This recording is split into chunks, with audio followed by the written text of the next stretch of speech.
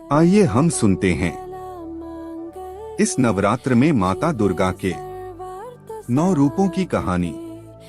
महिषासुर नामक राक्षस के वध से जुड़ी है, जिसके बाद नवरात्रि के 9 दिनों में देवी के 9 अलग अलग रूपों की पूजा की जाती है, जिन्हें नवदुर्गा कहा जाता है।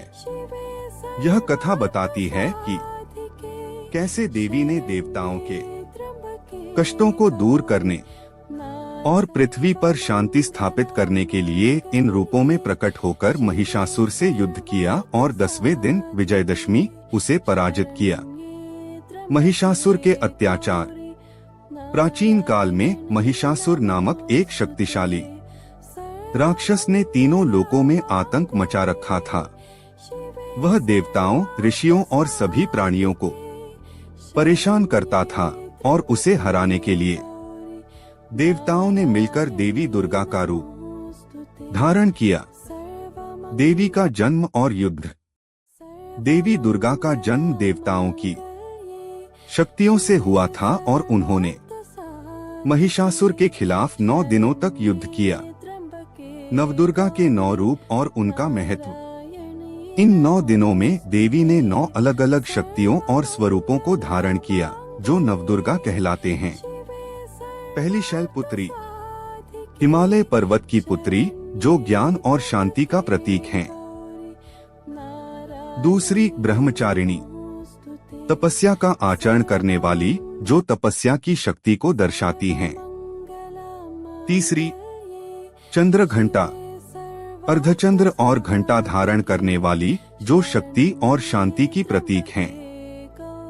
चौथी कूष्मांडा, ब्रह्मांड की रचना करने वाली, जो फूलों के समान हास्य और ब्रह्मांडीय ऊर्जा का प्रतीक हैं। पांचवी स्कंद माता, भगवान शिव और पार्वती के पुत्र स्कंद की मां, जो मातृत्व और ज्ञान का प्रतीक हैं। छठवीं कात्यायनी, महर्षि कात्यायन की पुत्री रूप में अवतरित हुई, जो बुद्धि और शक्ति का प्रतीक हैं।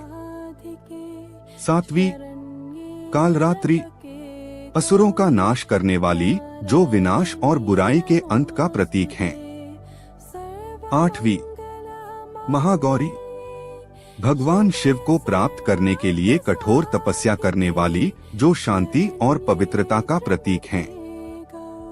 नौवीं सिद्धिदात्री, सभी सिद्धियों को प्रदान करने वाली, जो ज्ञान, मोक्ष और इच्छा पूर्ति का प्रतीक हैं। विजयदशमी, 10वें दिन माता दुर्गा ने महिषासुर का वध किया और विश्व में शांति स्थापित की। इस विजय का उत्सव विजयदशमी या दशहरा के रूप में मनाया जाता है।